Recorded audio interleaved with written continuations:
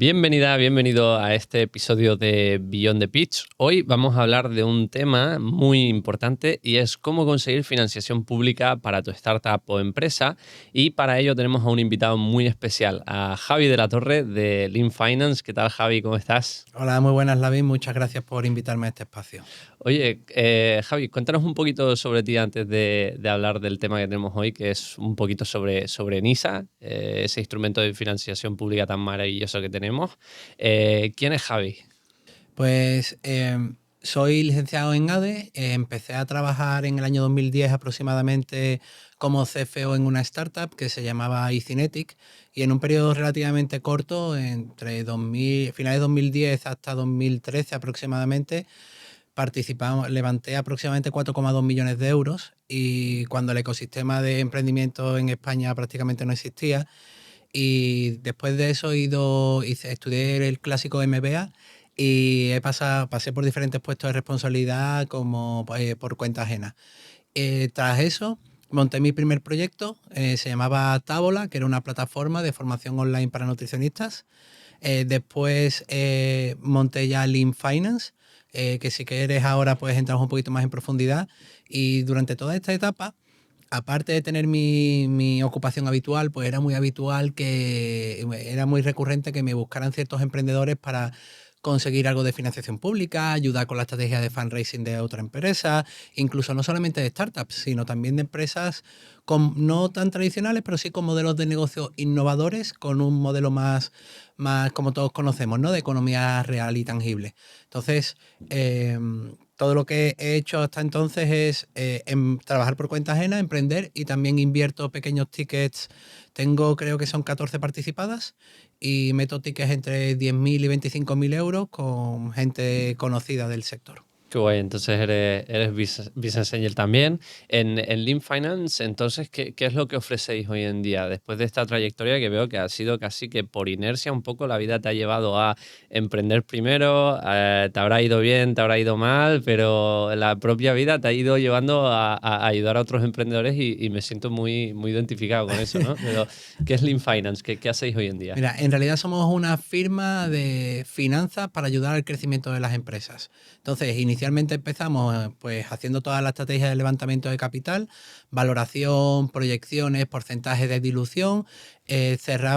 Ayudábamos a los emprendedores a cerrar los tickets con los VCs o con los fondos, y ese dinero lo que hacíamos era apalancarlo con dinero público a través de NISA, de tal manera que conseguimos casi el doble de liquidez para poder impulsar los proyectos.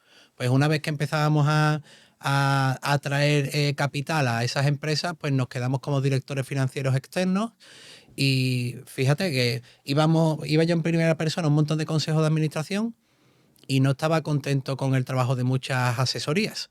Entonces me vi casi forzado a montar mi propia asesoría, y ahora mismo también prestamos servicios de fiscal, contable y laboral, sobre todo para tener fiabilidad del dato con el que trabajar. Es decir, hacéis algo hacéis financiación pública, algo de privada también, Ujú. hacéis toda la parte de CFO externo, que te invito a que grabemos un episodio también sobre esto. Genial. Y luego tenéis toda la última pata, que se me ha ido, perdona, es la de... Asesoría La fiscal de asesoría contable, fiscal totalmente contable. digital y principalmente basado en Holded. Es el principal sistema que utilizamos. Buenísimo. Te iba a decir, yo te pedí que nos trajeses un regalo hoy, lo dejaremos en los comentarios, luego lo desvelaremos que nos has traído, ¿vale? Genial.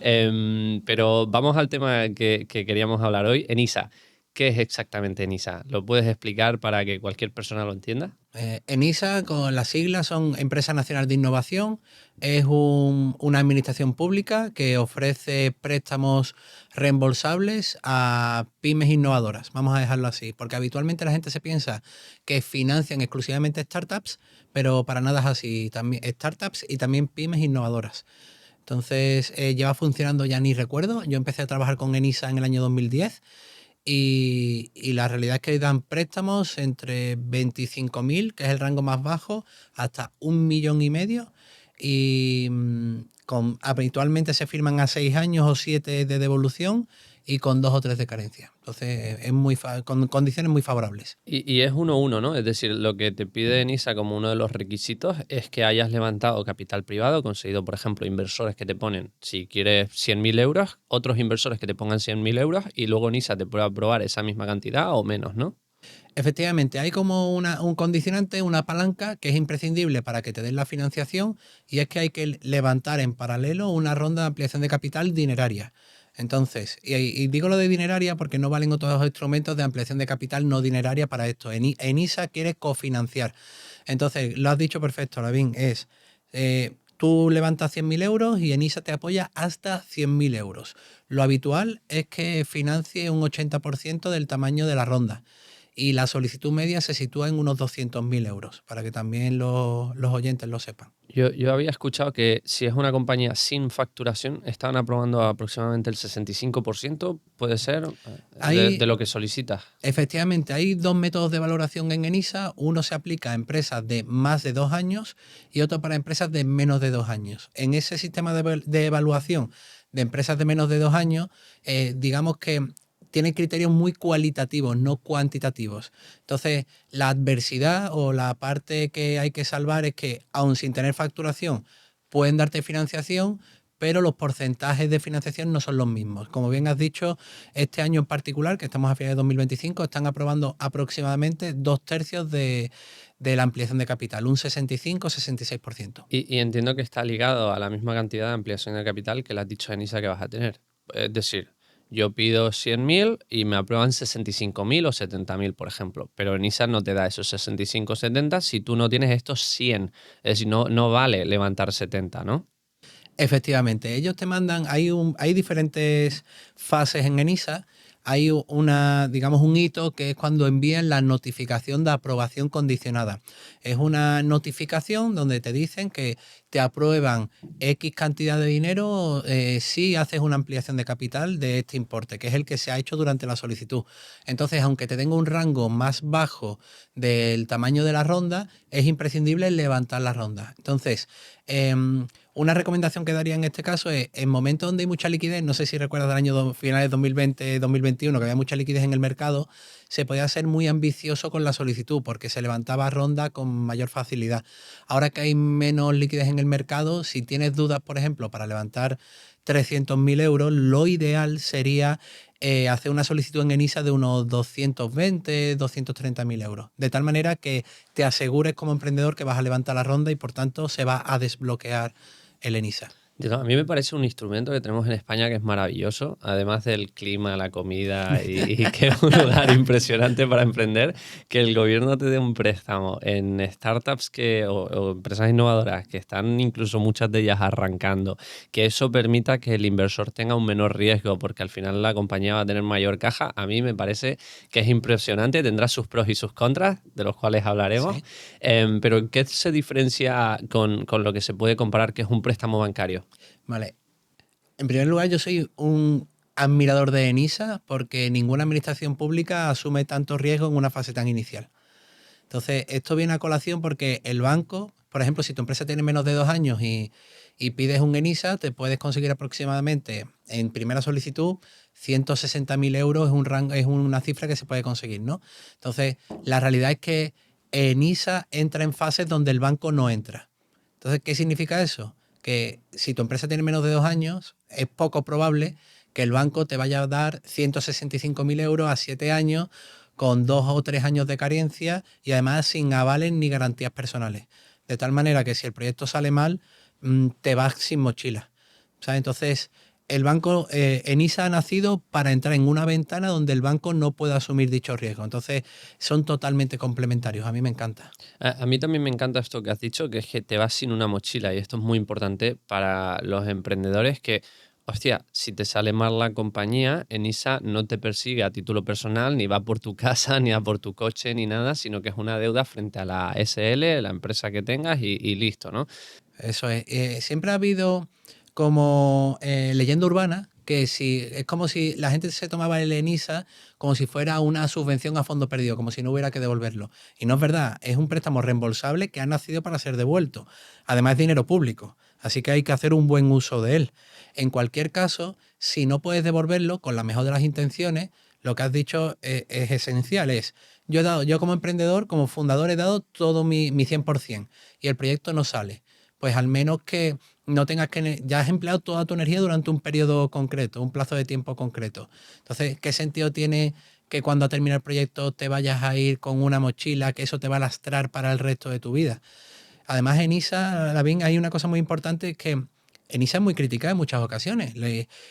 Algunas cosas tienen fundamento y otras no, ¿no? Pero la tasa de morosidad de NISA ronda el 45%. En la práctica, Te lo iba a preguntar. uno de cada dos ENISAs no se devuelve. Ujú, Y ujú, la gente piensa que es una cifra súper alta. ujú. Si lo comparamos en la fase que entran, por ejemplo, fondos de Venture Capital o inversores tipo Business Angels o grupos de Super Business Angel y tal, la realidad es que la tasa de mortalidad de esas empresas no hay una cifra oficial exacta, pero ronda 70, 80 o incluso el 90%. Te hago un pensamiento en tiempo real, ¿vale? Vale, el 45% no se devuelve, pero es un préstamo de dinero público del gobierno y ese dinero, gran parte de ello, casi que la mayoría, va a salarios. Sí. Por lo cual, ese dinero realmente está volviendo al gobierno de otra manera, de los que se devuelven y de los que no se devuelven. Por lo cual, eh, es un pensamiento en voz alta. ENISA realmente, aunque tenga un 45% de morosidad, a lo que respecta al gobierno, muy probablemente sea rentable. Súper rentable, pero no solamente por esa suma positiva que tú estás poniendo sobre la mesa, sino que además los préstamos que sí se devuelven compensan los que no se devuelven. Es decir, en ISA hay también creo que es una falacia, decir, el ENISA es caro y tú puedes pensar, de acuerdo, es caro. ¿En comparación con qué? ¿No? Entonces, Aquí te lo... Bueno, termina y... ¿sabes? Porque cuando el Euribor estaba súper bajo, cerca del 0%, hice un análisis de TAE o TIR, en función se ve la perspectiva, ¿no? Si eres inversor o si eres emprendedor, ¿no? Y el equity, el capital, en ese estudio, la TAE rondaba el 23-24%. El venture debt creo que estaba al 18-19%. Y en ISA el 7 u el 8%. Significa que en ISA es 3 veces, simplificándolo mucho, ¿de acuerdo? Es 3 veces más barato que el equity.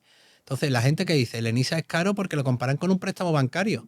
Pero es que nadie te daría, repito, 200.000 euros a 6 o 7 años de devolución, 2 o 3 de carencia y sin avales o sin garantía. Entonces, es que a mí me parece baratísimo. Y encima el tipo de interés a ser más alto que el del banco, la realidad es que permite ese riesgo que asume el Estado, permite la devolución de los otros préstamos. Mm. Entonces, que no solamente haya suma positiva porque como se pagan nóminas, eso acaba fluyendo en la economía, sino que además de manera efectiva y cuantitativa suple la parte que no se devuelve. La recomendación que le doy a todo emprendedor que nos esté escuchando y también la que siempre suelo dar es coge financiación pública cuanto antes porque es más barata, como bien has dicho, el equity y cuanto más mejor. Sí, sí. Siempre y cuando tienes que tener un ratio deuda-equity que sea, no sé cuál sería tu recomendación, pero a lo mejor un 50-50. Pero ¿cuál sería tu recomendación aquí? Depende de la estructura del crecimiento porque no puedo dar una recomendación única para un proyecto de biotecnología que un e-commerce o que un SaaS B2B. Sí recomiendo que, por ejemplo, hay un instrumento que antes he nombrado que es el Venture Debt, que particularmente a mí no me encanta, pero que es, de hecho, no me gusta, pero es súper útil en casos muy concretos. Entonces, el ratio de endeudamiento, que es el que estás nombrando, en función al modelo de negocio, por el sector, incluso al mercado, uno u otro, pero sí, no creo que sea conveniente pedir más deuda que equity en fases iniciales. ¿Por qué? Porque muchas de estas empresas todavía no han encontrado product market fit y hacer experimentos con deuda Sale caro. es un poco imprudente, Sí. ¿sabes? Entonces, sí es bueno apalancarse en ENISA. De hecho, yo no solamente es que trabaje con la entidad, es que yo me pido mis propios ENISAs para mis proyectos. ¿Sabes? Que es algo que está para usarse. Entonces, que soy un ferviente creyente de la herramienta. Claro, yo aquí te iba a comentar que el Venture Debt, el financiero que se inventó eso, es un genio Sí, por parte del propio financiero, porque tienes que devolver la deuda con intereses, pero además entre el 15 y 25% lo convierten en equity fuera de esa deuda, fuera de esos intereses, por lo cual es como multiplicar por un 150, 160% o más, dependiendo del éxito de la compañía en ese dinero, ¿no? Total, y además quien empezó haciendo esto en España fue Inverready y el Banco Sabadell, y la realidad, por ejemplo, en el banco es que es muy fácil vender esto internamente porque mientras vas cobrando las cuotas de amortización del crédito, tu riesgo vivo real ha disminuido, has cobrado intereses alrededor del 9 o 11%, no sé cómo estará ahora, y además tienes con el equity kicker entre un 20 y un 25% del desembolso en capital. Entonces, en caso de exit, no solamente es que recuperas el préstamo con intereses más elevados, sino que además tienes unas plusvalías importantes. Entonces, fue un genio el que inventó eso. Un genio, yo siempre lo digo. Un genio por parte de los inversores. Te pregunto, ¿cuándo es el mejor momento para, volvemos al tema ENISA, ¿Ok? ¿cuándo es el mejor momento para pedir un ENISA y qué plazos tiene? Mira, el mejor momento para pedir un ENISA, bueno, siempre que se vaya a hacer una ampliación de capital se puede pedir un ENISA. Siempre que el riesgo vivo no supere 1,5 millones de euros. Significa que si vas a hacer en la vida de la compañía 3 4 rondas de 300.000 euros, lo que hay que hacer es pedir ENISA con cada ronda que hagas, ¿de acuerdo? Y además, el momento de pedir lo ideal es cuando ya se inicia el fundraising. Es decir, si tú empiezas primero muy de manera prematura hablando con inversores y empiezan los desembolsos, es probable que quemes ese dinero. Entonces, ¿qué ocurre? Que cuando empiezas la solicitud en ENISA en esa fecha, cuando llega el periodo de análisis, cuando llega esto a comité de inversiones, que es el organismo que decide, o consejo de administración, hay dos organismos que deciden dentro de ENISA, ¿no? Pues cuando llega al comité de inversiones y si te has quemado esa ronda, parte de la ronda, te van a dar menos dinero. Entonces, ¿cuándo es el mejor momento? El mejor momento para pedir el ENISA es cuando inicias en paralelo la ronda de ampliación de capital. Claro, pero aquí estoy de acuerdo y al mismo tiempo te diré lo mismo que dijiste antes, que creo que no se puede dar una recomendación general Ujú. porque hay muchas rondas de inversión que se retrasan y se dilatan tanto en el tiempo que claro, tú puedes tardar 9 meses, 12 meses en levantar muchas veces una ronda de inversión. ¿Y cuánto tiempo tienes desde la solicitud a la aprobación y las extensiones de NISA en comparación con esos 9 12 meses? Porque a lo mejor te has comido el NISA en el sentido que no lo puedes recibir porque no has cerrado la ronda y tienes que volver a realizar otra solicitud, ¿no? Total, total. A ver si puedo explicarlo correctamente. Mira, hay rondas en las que he participado en primera persona que se han cerrado en 2 semanas. Y hay rondas que nunca se cierran. Entonces, se habla de un plazo aproximado de 6 9 o 12 meses, ¿no? En función al interés o a la capacidad de persuasión que tenga el emprendedor, ¿no? El fundador. ¿Qué ocurre? Que si, por ejemplo, empiezas demasiado pronto, con muchas comillas, ¿no? El ENISA, la solicitud en ENISA, mira, desde que empezamos a trabajar y se presenta, podemos tardar aproximadamente un mes, ¿vale?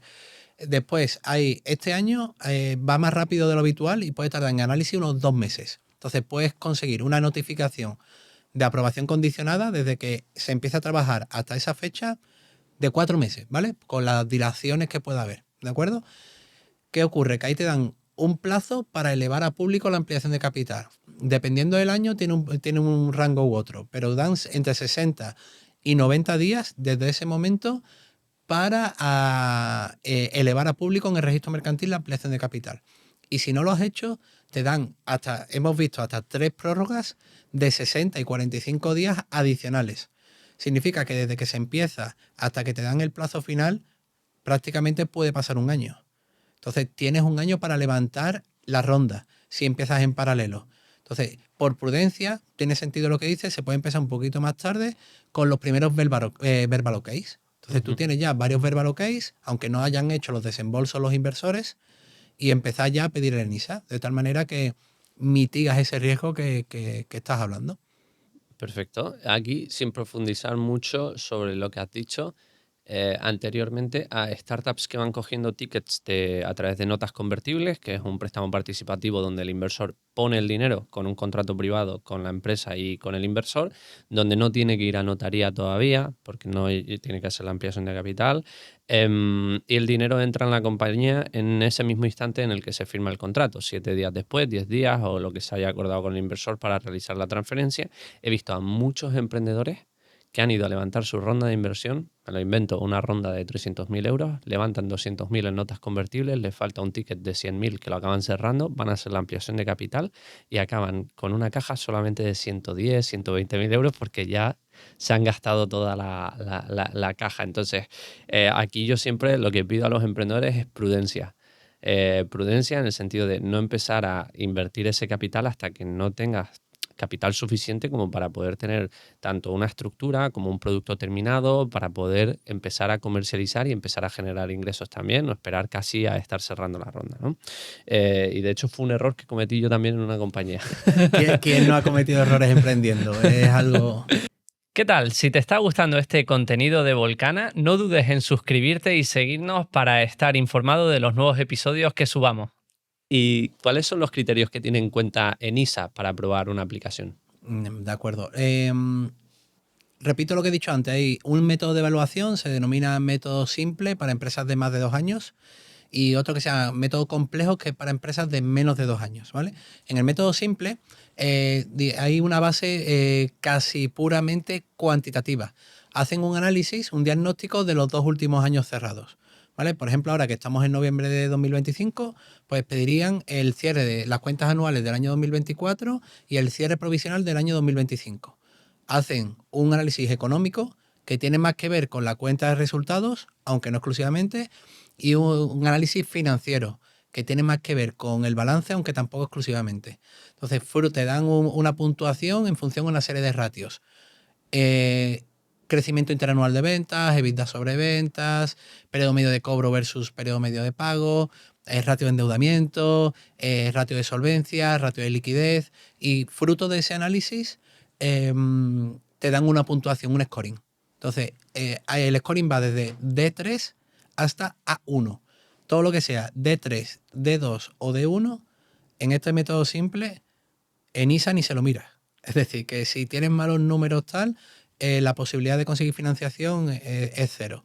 Desde C3 hasta C1 son las dudosas que inicialmente pueden estar rechazadas, pero que pueden ser aprobables. Y desde B3 hasta A1 son las que se aprueban. Y además el scoring es importante para la clasificación que te ponen para el tipo de interés que te van a cobrar. Entonces, cuanto más te aproximes a A1, más barata es la deuda, ¿vale?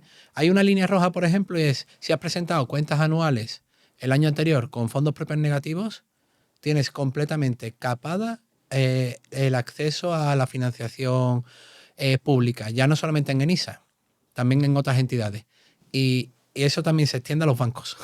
Así que si cerráis fondos propios, si la persona que está escuchando esto cierra con fondos propios negativos, que sepa que tiene un problema, ¿vale? Para conseguir financiación. Esto, Lavín, es el código, el método simple, ¿vale? Empresas de más de 2 años. Para empresas de menos de 2 años se utiliza el método complejo, que es sobre todo cualitativo. Como la empresa no tiene históricos de movimientos, digamos que hay una base muy subjetiva. Ahí tiene mucha importancia la memoria, que es uno de los pilares de la solicitud en ENISA. Y hay 3 cosas que a mí me gustan mucho, que son las que más puntúan, que donde hay que poner el foco, ¿no? La primera es el tamaño de mercado. Es decir, no es lo mismo ir ahora mismo, todo lo que tenga que ver con IA está llamando mucho la atención por los crecimientos interanuales del mercado, y a lo mejor un sector más tradicional pues llama menos la atención, ¿no? Ambos pueden ser interesantes, pero bajo el criterio de ENISA, uno es más interesante que otro. El segundo criterio, de los más importantes, es la calidad del equipo emprendedor. Si has estudiado en una escuela de negocios de reconocido prestigio, tienes una trayectoria profesional, internacional y ese tipo de detalles, pues te da más puntuación que si tu trayectoria no es igual que la que he explicado, ¿no? Y la tercera variable es la calidad del equipo inversor. Todo el dinero vale lo mismo, ¿verdad? 100.000 euros míos valen igual que 100.000 euros de cualquier otro, pero para ENISA no. Es decir, no es lo mismo que aparezca dentro de tu cap table inversores de reconocido prestigio a que sea un familiar tuyo. Porque el dinero vale lo mismo, pero en base al criterio de ENISA, un dinero vale más que otro dinero. Así que en empresas de menos de 2 años, la calidad el tamaño de mercado, la calidad del equipo emprendedor y la calidad del equipo inversor son clave para que te lo aprueben y que además te den la máxima cantidad posible. Y para ese análisis complejo, Verbalizo una pregunta que me mandó Alejandro Tagliaferro de Ibin, ¿vale? Ibin, te lo comentaba antes en el café, es la agencia de marketing que más ha crecido. De hecho, acaba de ganar Alejandro el premio a Mejor Emprendedor Joven de Alicante o de la Comunidad Valenciana, no sé, una locura así. Han crecido de 0 a 50 empleados en nada de Qué tiempo alegría. y trabajan con e-commerce, startups, con compañías de todo tipo para llevarles toda la parte de marketing, desarrollo también y bueno, que son unos pedazos de cracks, básicamente. Y entonces la pregunta que me hacía Alejandro era parecida a esta, la voy a cambiar un poco en base al contexto, y es, sabiendo este estudio complejo, lo que se tiene en cuenta, si a esto les tuvieses que sumar alguna métrica, ¿cuál es la que tiene más relevancia para Enisa? ¿La propia facturación de la compañía? ¿Te sirven LOIs que puedas cerrar? Es decir, LOIs me refiero a cartas de intenciones de Sí. clientes potenciales que quieren trabajar contigo y con tu producto. Mira, hay una frase que he escuchado mucho en los últimos años que es: sin ingresos no puedes conseguir el ENISA. Y no es cierto, ¿vale? ¿Qué ocurre? Que si tienes ingresos, mejor. Si tienes cash flow, mira, cuando la empresa tiene menos de 2 años, hay pocas métricas a las que poder aferrarse. Entonces, si tienes ingresos, perfecto. Si no tienes ingresos, después se habla de EBITDA, después se habla de flujos de caja, se va hablando de temas cuantitativos a los que, repito, podamos aferrarnos. Cuando todavía no estamos en esa fase de mercado, lo ideal es toda carta de interés de clientes, partners, colaboradores, todo suma. Entonces, por ejemplo, nosotros desde Lean Finance ponemos mucho énfasis en conseguir ese tipo de documentación, porque el único criterio válido para ENISA, el único de verdad, Lavín, es la capacidad de evolución de la deuda. Entonces, en fases iniciales que esa capacidad de devolución está francamente en riesgo, cualquier cosa que pueda mitigar ese riesgo le viene bien. Así que ahí todas las ideas que se ocurran, bienvenidos sean para la solicitud. Yo siempre recomiendo a los emprendedores y emprendedoras que realizan la solicitud de NISA con una agencia. Vosotros sois una agencia y te he pedido, oye, si vas a venir a Volcana, tienes que traerme un regalito. ¿Cuál es el regalito que vamos a dejar en los comentarios? ¿Quieres que lo digamos ahora? Sí, Vale. claro.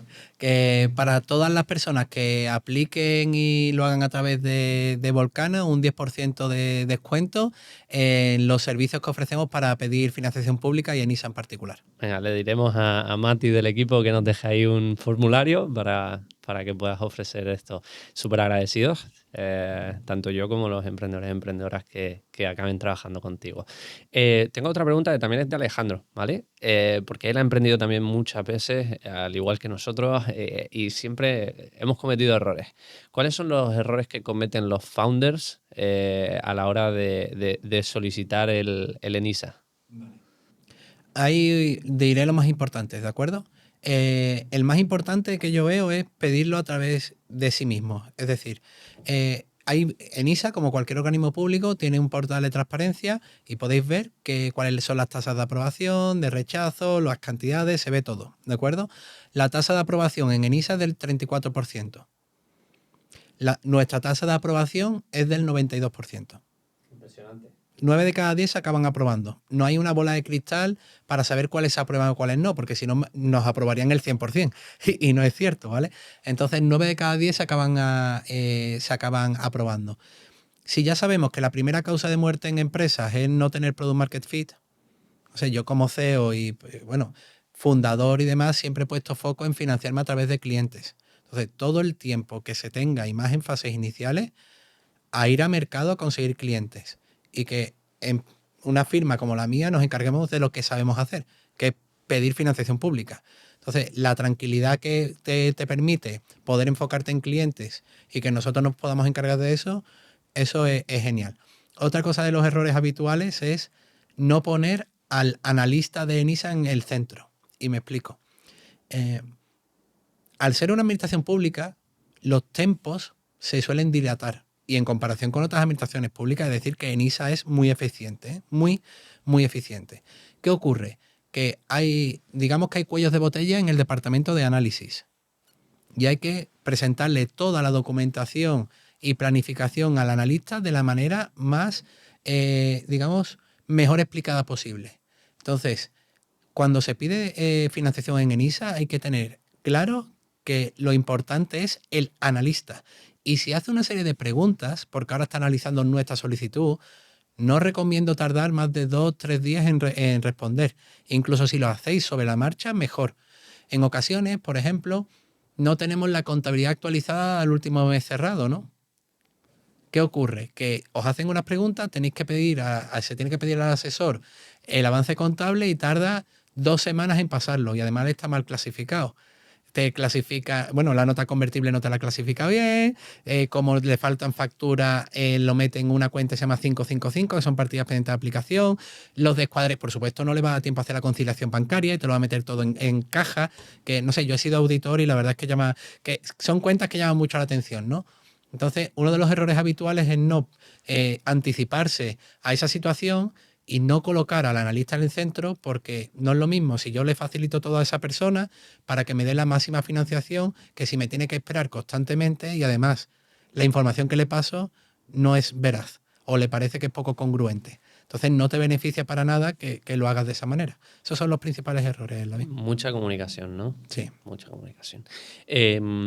Vale, ¿qué sucede? Y ahora me voy al caso que ya hemos recibido el ENISA, empezamos a ejecutar con nuestra compañía, empezamos a pagar los intereses a partir de qué mes, nos lo comentarás ahora. ¿Y qué sucede si no conseguimos pagar el ENISA? De acuerdo, hay diferentes situaciones, ¿vale? Y además hay diferentes casuísticas y hay una actualización ahora que es importante que comentemos, ¿de acuerdo? ENISA históricamente se ha financiado a través de los presupuestos generales del Estado.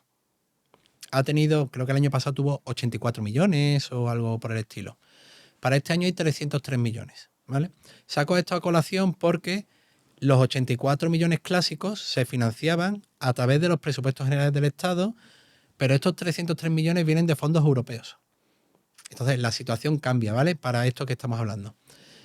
Si no puedes devolver el ENISA, lo primero es, antes de empezar, las cuotas de amortización suelen ser trimestrales, ¿de acuerdo? Entonces, es carencia mixta, es decir, tú pagas intereses pero no pagas el capital hasta el segundo o tercer año. Entonces, si llega esa devolución de capital y estás un poquito justo, lo ideal es anticiparse y negociar nuevos plazos con la entidad.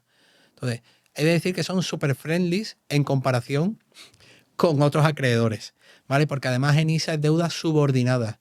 En la masa acreedora serían los últimos en cobrar justo antes que los accionistas. Entonces, tampoco quieren tensar la cuerda, ¿no? Por decirlo de algún modo. Así que son súper friendly. Hay que anticiparse en la negociación. Y ellos no van a ampliar el plazo de devolución, pero sí van a amortiguar las cuotas. Por ejemplo, si tuvieras que devolver 3.000 euros al mes y no llegas, se pueden negociar pagos geométricos, donde ahora vas pagando 1.000 euros, 1.000 euros, 1.000 euros y al final del préstamo vas pagando cantidades más elevadas, ¿vale? Pero que están muy abiertos a esa negociación. Así que, en primer lugar, si puedes devolverlo, pero justo, se puede negociar. Si no puedes devolverlo de ningún modo, no solamente vas a tener problemas para devolver el ENISA, es que doy por hecho que vas a tener problemas para pagar nóminas, para pagar las cuotas de la seguridad social, para pagar los trimestres de IRPF y de IVA. Entonces, lo habitual es que cuando ya no puedas pagar el ENISA ya vengas, de una situación compleja. Así que lo bueno ahí es planificarse, preguntarse a uno mismo si quiere continuar con el proyecto de esta manera, ¿vale? Y si se puede devolver, pues no pasa nada, se devuelve y chimpún, ¿no? Hay una modificación. Ahora que los fondos son europeos, el dinero viene de Europa, no se pueden renegociar los préstamos. Y esto todavía no se está ni aplicando. Esto lo veremos, pues probablemente si empiezan a desembolsar, ya están desembolsando y termina, porque estos 303 millones tienen que desembolsarlos antes del 31 de agosto de 2026. Entonces, previsiblemente, 2 años después, entre 2 y 3 años después, cuando terminen las carencias, vamos a ver qué ocurre. Pero Europa no quiere negociar los plazos de devolución de los préstamos. Así que, a priori, no se va a poder negociar con ENISA las devoluciones más friendly que hablábamos antes cuando se financiaban con los presupuestos generales del Estado. ¿Y crees que ese cambio es mejor, más dinero a cambio de no poder renegociar los préstamos, o deberíamos de haber mantenido la cantidad más o menos que teníamos de dinero para ENISA y tener esas devoluciones más friendly? Yo creo que el cambio es a peor. pero es una opinión subjetiva que no tiene por qué ser la realidad. Como yo lo veo es, han subido los tipos de interés, no mucho, pero han subido algo el precio, entonces a lo mejor la TAE, en lugar de situarse en los términos que hablábamos antes, está un poquito más elevada. Nada sustancial, hay que decirlo, pero se lo podrían haber ahorrado, ¿no? Entre muchas comillas también, que no era necesario. Que hayan metido tanto dinero en circulación, tampoco creo que sea positivo. Si venimos de un histórico de 80, 100 y esas cantidades, a lo mejor pedir a Europa una cantidad más similar a 150 millones de euros en lugar de 303, pues permite colocar el dinero en buenos proyectos que se sepan ya a priori que han sido bien seleccionados y que en el futuro tengan mejor capacidad mejor ratio de solvencia y mayor capacidad de evolución de la deuda. Pero si regamos, también repito con muchas comillas, regamos el mercado con liquidez, queremos utilizar, porque si se piden 303 millones para utilizarlos, Claro, no creo que pidan tanto dinero para después no desembolsarlos, ¿no? claro. Entonces, llenar tanta liquidez en el mercado que quieren además consumir y no subir el precio de la deuda y además no poder negociarla en un futuro, creo que va a tener unas externalidades negativas que ahora mismo no sé cuantificarlas porque como acabamos de empezar no lo sabemos, pero dentro de 2 años nos acordaremos. Bueno, esperemos que comience Europa a tener flexibilidad dentro de esos 2 años, que sería una pequeña solución, ¿no? Em, Me gustaría decir una cosa, Alvin, si no te importa, y es... Me importa. No, estoy de broma. Perfecto, mira, ENISA ha tenido un obstáculo muy grande, que además aquí creo que estaremos todos de acuerdo, y es la estacionalidad. Tú podías pedir la financiación, la convocatoria abría desde el 1 de enero hasta el 31 de diciembre o agotar el presupuesto. Entonces, históricamente el presupuesto se ha agotado en julio, ¿vale? El primer semestre del año se pedían los ENISAs y después, como los partidos políticos nunca se ponen de acuerdo, los desembolsos no se hacían inmediatamente, sino que había que esperar prácticamente otros 6 meses para cobrar. Entonces, tú perfectamente podías pedir el ENISA en enero y cobrarlo en diciembre. ¿Y qué pasa? ¿Qué pasaba durante ese periodo? Que te quemaban la caja porque tú no vas a parar tu empresa por la financiación. Entonces, la parte positiva de esto, del dinero europeo, es que ha desestacionalizado. Ahora va a poder cobrarse todos los meses y eso es buenísimo para los emprendedores y para los players del ecosistema, es buenísimo. Entonces, lo ideal quizás sea un mix donde haya más de 84 millones, por ejemplo 150 millones, y que esté todo desestacionalizado, de tal manera que al emprendedor no le duela la caja el tener que pedir un ENISA y tener que ralentizar todo su go-to-market. Eso me parece impresionante y eso me parece un cambio que al final es muy beneficioso y también de nuevo siempre nos quejamos de lo mal que hace el gobierno las cosas en España o los políticos y demás, pero cambiemos un poco la cara de la moneda hoy, digamos, ole, ole y ole Nisa, que sigan haciendo las cosas como lo están haciendo, ¿no? ¿Cuáles son los sectores que más beneficiados se ven en ENISA y los que no se pueden beneficiar del ENISA? Vale, los que no, directamente sector financiero y sector inmobiliario, que desde el año 2008 prácticamente están excluidos de toda la financiación pública disponible. Es decir, una compañía de fintech no podría. Un Fintonic, por ejemplo, una aplicación conocida. Diría que ya no. Es posible que Fintonic en el pasado sí lo tuviera, porque al principio, como aquí hay una escala de grises, ¿no? Por ejemplo, el tema inmobiliario, que era el más habitual de solicitudes, lo que no querían era que hubiera activos en el balance y que no transaccionaran propiedades, sino que fueran simplemente, imagínate, consiguen leads y generan negocio alrededor de todo esto. Han estado financiándolo, pero como es muy difícil diferenciar, o que tuvieran un CNAE de promoción inmobiliaria, que es algo muy claro, inopinable y tal. Entonces, no es lo mismo desarrollo software en el sector inmobiliario con una solución SaaS, ¿vale? Que eso sí lo financiaría, pero si tienen lo que he dicho antes, no lo van a financiar, ¿vale? Y además, últimamente cada vez están más, digamos, cerrando más el grifo porque no quieren problemas mediáticos y tal, porque a ellos sí lo financia y a este otro no lo financia, que es más o menos el modelo de negocio similar. Ese tipo de quejas ya han ascendido. Entonces, no quieren problemas y por defecto no están financiando a día de hoy prácticamente a ninguno. Entonces, inmobiliario y financiero totalmente excluido. El resto, todo es financiable. Además, quieren abrir la puerta no solamente a modelos de negocio muy innovadores, sino también a la pyme más tradicional, pero que tenga, por ejemplo, planes de crecimiento más ambiciosos. Y te pongo un ejemplo. ¿Una panadería de barrio es financiable por ENISA? La respuesta es que no. Pero si tienes una tienda online con un plan de crecimiento de tiendas, utilizando pan masa madre con productos muy particulares, ese tipo de proyectos sí lo financia. Ahí mi buen amigo David Moreno de Hawkers, los de las gafas de sol, Sí. ha montado FUBA, que es Future Bakery. Es una panadería del futuro que está en Santa Engracia 112, creo que era en Madrid. Tiene que ir, todo el que nos esté escuchando tiene que ir a probar los panes del futuro y justo han empezado con el online. Así que mira, qué curioso que hayas mencionado también una panadería del futuro en este No. caso, ¿no? O tú puedes tener una zapatería de barrio que no sería financiable, pero si tienes un e-commerce de zapatillas y hay una ampliación de capital, se puede pedir la financiación. Entonces Buenísimo. desde ENISA quieren abrir el abanico porque en el mundo startups y venture capital todo el mundo conoce ENISA, pero en el mundo en el que vivimos no la conoce, todavía hay mucha divulgación por hacer. Buenísimo. Oye, y ahora te hablo sobre otro proyecto. Creo que lo conoces, Careta Maluca. Sí, Nosotros lo que claro. hacemos es que en Careta Maluca, con Carla, parte del precio de cada botella lo destinamos a proteger animales en peligro de extinción y queremos darte un regalo. Ya que tú nos has dado un regalo a nosotros, Javi, Muchas gracias. ¿qué vinito te apetece? ¿Tienes alguna preferencia entre blanco y tinto? Pues creo que es blanco y más bien tirando a seco. ¿A No sé. seco? Pues el primero es tuyo, puedes cogerlo si quieres. Con este fue con el que de hecho empezamos el proyecto de Careta Maluca, porque Carla juntó sus dos pasiones, ella es enóloga además de bióloga, e hizo un voluntariado en Cabo Verde con la ONG Cabo Verde Natura 2000, ¿vale? Es una ONG que está allí desde hace 20 años protegiendo a las tortugas marinas.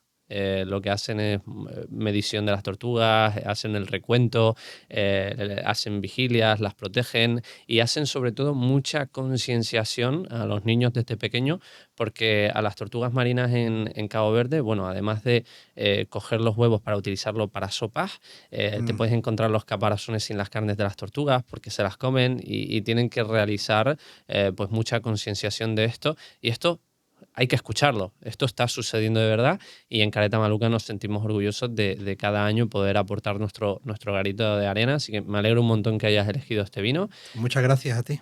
Te agradezco también muchísimo que hayas venido a este episodio a contarnos más sobre ENISA.